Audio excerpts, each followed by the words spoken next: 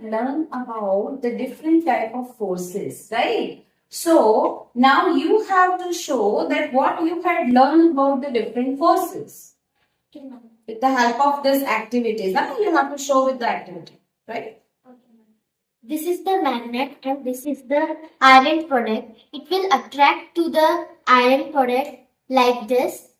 And this is the another iron product that attracted to the magnet. This activity refers to magnetic force. If magnet is heavier than iron chunks, so they get attracted to the magnets. And if magnet is lighter than iron chunks, so magnet get attracted to the iron chunks. This activity represents electrostatic force.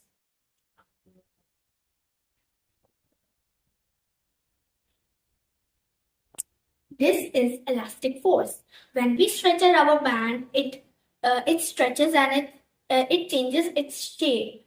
But when we remove our hand, it comes into its original shape. Very good. That means you had learned it well, that how the force work on the different things, right? Yes, ma'am. Thank you.